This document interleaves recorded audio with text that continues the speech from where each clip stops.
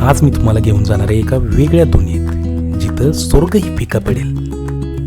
Yes, आपण आज बघणार आहोत साताऱ्यातील प्रसिद्ध असं कास पठार.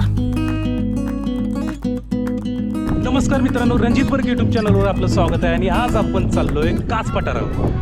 साताऱ्यातील सुप्रसिद्ध असं कास पठार. आणि कासला जाताना आपल्याला हा सुंदर एक पॉईंट आपल्याला लागतोय. आणि इथं थोडंसं आत आल्यानंतर आपल्याला सुंदर असं उरमोडी धरण, सज्जनगडचा परिसर आणि भरपूर काय आपल्याला इथं बघायला मिळतं. यवतेश्वर सोडून थोडंसंच पुढे आल्यानंतर आपल्याला हा सुंदर असा परिसर लागतो.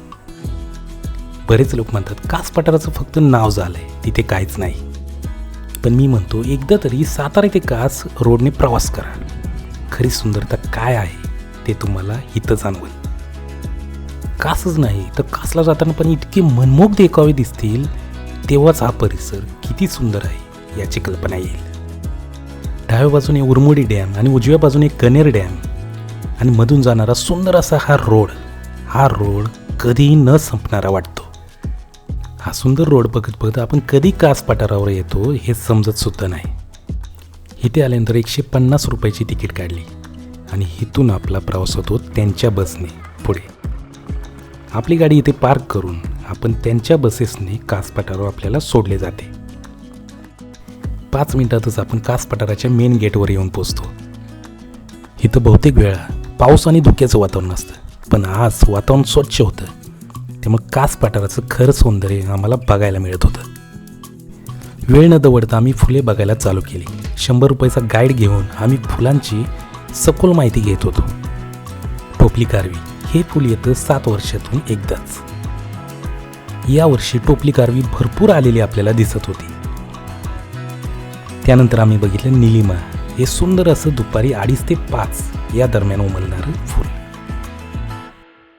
अशी विविध आणि सुंदर अशी फुलं बघत बघत कास पठारावरचा आमचा प्रवास चालूच होता.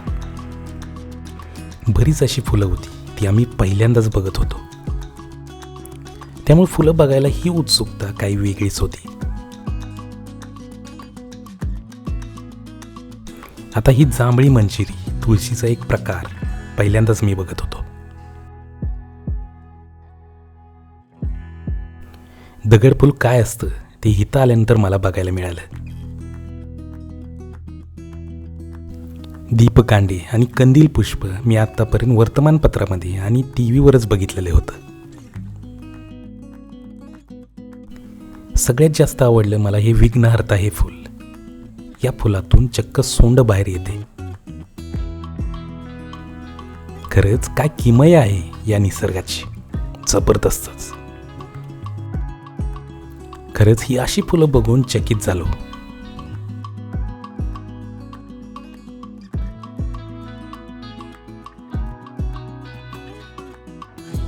टोपली कारवीनंतर आम्हाला सगळ्यात जास्त दिसली तर ही रान हळद.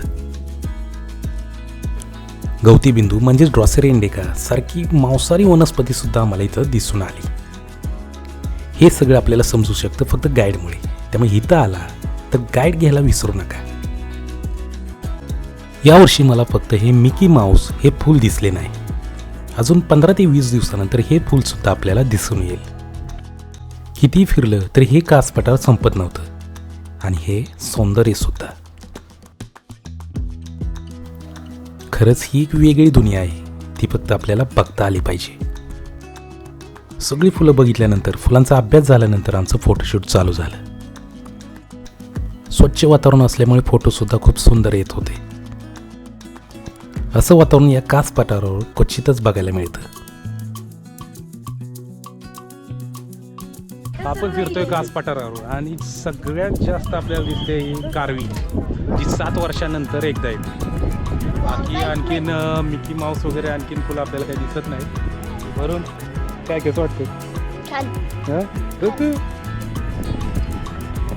कुठलं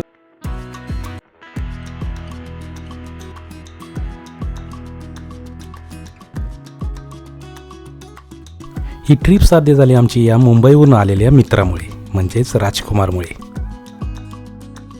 ही कास पठारावरची मनमोहक दुनिया तुम्हाला कशी वाटली हे जरूर कळवा. व्हिडिओ आवडल्यास लाईक करा आणि आपल्या चॅनलला सबस्क्राईब जरूर करा. धन्यवाद.